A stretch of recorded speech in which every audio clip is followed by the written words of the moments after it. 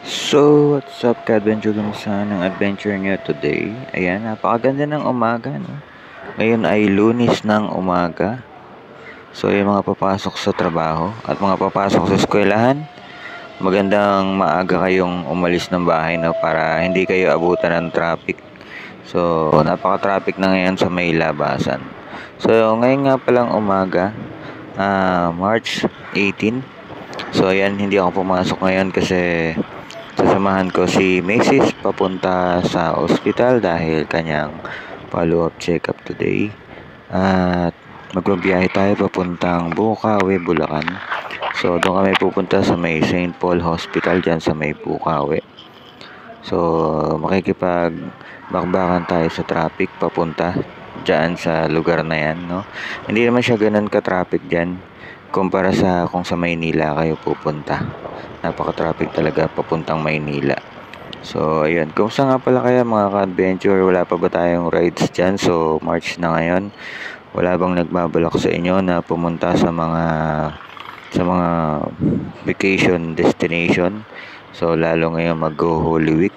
Malamang marami nagpaplano ng bakasyon ngayon at mga nakabook na, no, sa mga resort.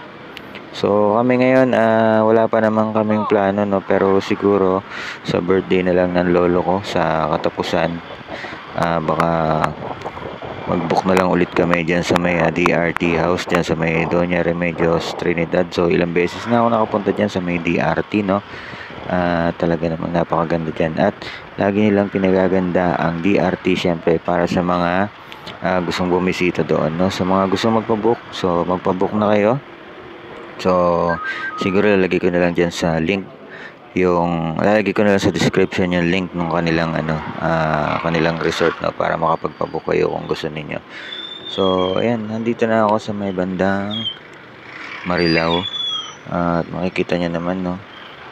So, medyo nag-build up lang ang traffic sa Marilao kasi nga alam niyo kasi yung MacArthur dito sa may bandang Bulacan, open na open ito sa mga tricycle, no. Yung mga tricycle kasi kadalasan ay mga nasa gitna pa at ang hirap nilang masaway, no. Siguro iniisip nila taga dito sila sa lugar kaya okay lang naman, ano. Pero sa totoo lang, sa mga motorista, mga sasakyan, syempre abala yan. Sana okay lang naman siguro kung may tricycle sa kalsada, pero dapat nasa gilid lang sila. So yan. So build up na ang traffic dito sa may Marilao. Ayan, oh. So kasi dito wala ditong stoplight pero meron ditong crossing. So ang nagmamandato ng kalsada dito ay enforcer lang, no. So, ayan, yung mga motorista, yung mga nagmumotor, talagang sumisingit sila ng sumisingit, no. Yan ang kainaman din kapag ka nakasingle ka lang, ano.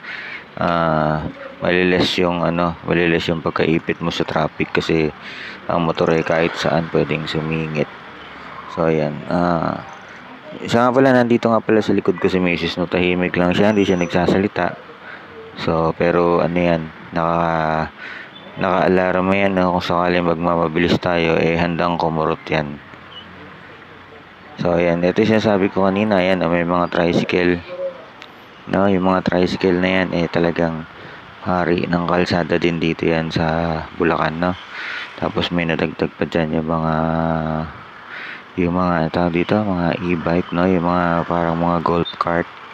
So, yung mga e-bike na yan, dumadami na rin. So, nagiging problema na rin sa kalsada yan kasi nga, siguro yung ibang e-bike, kasi syempre hindi naman ganun kabilis ang takbo nila, no? Minsan mapapansin mo parang piling kotse ang dala nila, mga nasa gitna pa eh. Kaya minsan nagiging rason ng aksidente yan. Kung mapapansin niyo, may mga ganun ng clip, no, sa Facebook, sa Reels. Talaga namang nasasangkot dyan yung mga e-bike sa mga aksidente na yan, no. So pagdating dito sa parte ng Marilao na to, medyo maluwag, no. Yan, malaki kasi ang kalsada din dito sa may MacArthur dito sa Marilao. So, ang magiging problema lang natin dito ay pagdating na doon sa may mismong Bukawi, kasi doon sa may crossing, talaga namang nagbi-build up ang traffic doon. So, yun ka-adventure, tapakita ko sa inyo yung lugar. Napakaganda, no? Ang ganda ng paligid sa umaga, no?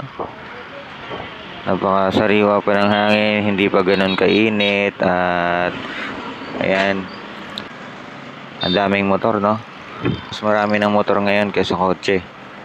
Kaya kahit na nakamotor ka, minsan magta-traffic na rin eh.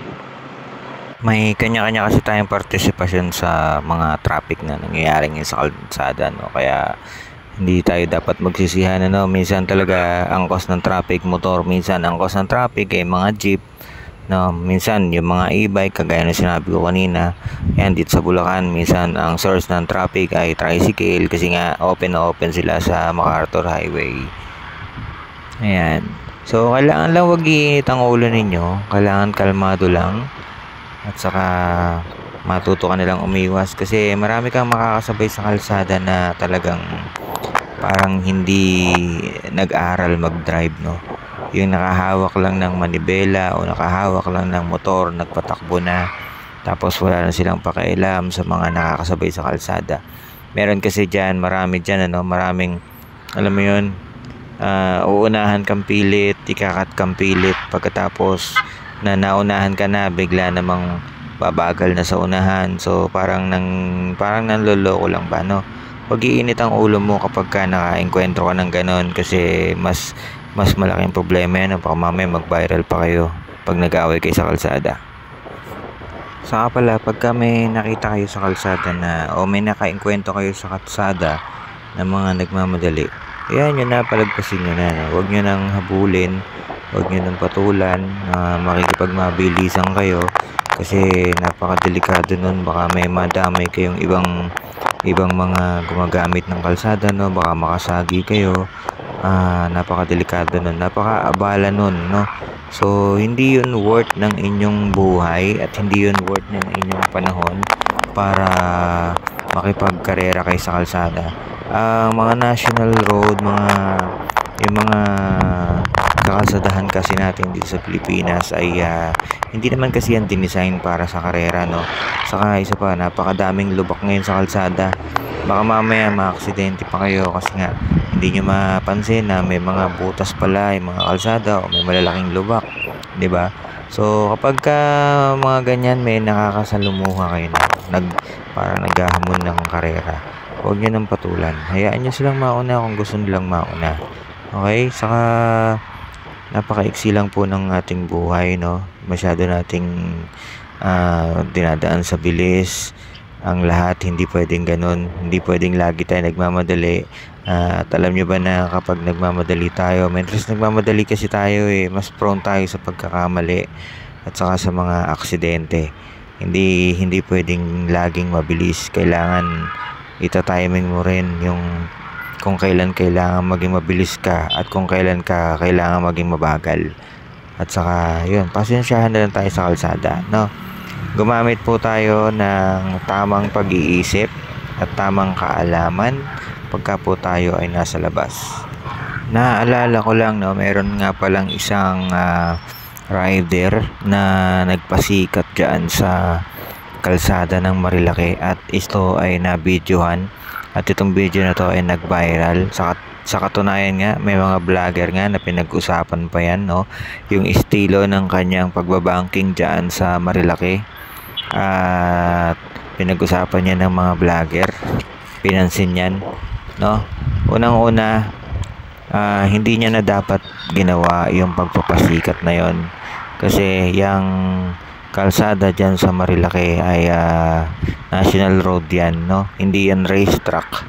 So karamihan kasi ng mga rider natin ngayon pumupunta dyan sa Marilaki at nagpapasikat, nagbabangking sila dyan, nagpapasikat sila sa mga photographer dyan, at saka yung mga vlogger naman dyan, yung iba nag-aabang ng mga sisemplang dyan, no? Kasi syempre para may mai-content sila. So nakikita ko mali yung ganun na masyadong naaabuso yung ating mga camera, no, yung ating kakayahan natin na makapag-upload ng mga video diyan sa social media. So masyadong naaabuso kasi marami nagpapasikat, kaya tuloy marami ding nagbibideo ng mga ganong klaseng content, no.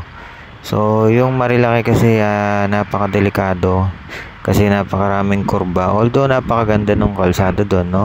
Sa totoo lang, di pa ako nakapunta doon at pinaplano kong pumunta dyan minsan, pero hindi ako magpapasikat ng ganyan, no, yung mga banking dyan.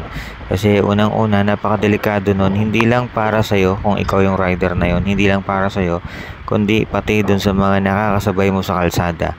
Minsan nga, yung mga nagpapasikat dun sa kalsada, yung mga bumabanking dun, minsan nadadamay pa yung mga mga nakatambay lang sa gilid, no. Kasi kapag ka mga nag-overshoot sila, talagang dumadaos-dos sila do sa mga tao na nandoon. So napakadelikado nung ganon, yung mga ganong pagpapasikat, no. Parang nagiging mali na, kaya tuloy minsan tayong mga nakamotor napupulaan tayo at nasasabihan tayo yung mga kamote dahil na rin sa mga ganyang klase ng rider. Okay, so pinupuri ko yung yung rider na yun kasi yung pagbabanking naman niya na yun, isang klase ng pagbabanking yun na binabalanse niya yung kanyang motor. Pero sa totoo lang, ang mali doon kasi nagpapasikat siya, no. Yung mga pabanking kasi doon, mapapansin niyo pabalik-balik lang sila. So parang tinetesting nila talaga yung mga kurbada doon sa Marilaki, kaya pabalik-balik sila at nagpapasikat sila doon, ano. Kaya naman, ka-adventure, hanggang dito na lamang kasi baka marami nang nagagalit sa akin. Kung may mga makakarinig na mga sinasabi ko, syempre baka masaktan sila, baka tamaan sila, no. Kaya siguro tapusin ko na tong vlog na to, maiksing vlog lang na to, no. At ito, malapit na kasi kami dito sa may hospital. Yun, ka-adventure, so lagi mo lang tatandaan, mag-ingat ka sa kalsada, no. At lagi mo rin tatandaan na ka-adventure, maging mabuti ka, gawin mo ang tama kahit wala nakakita. Okay? So, ride safe always. This is Ron TV Adventurero. Maraming salamat, ka-adventure. Peace out.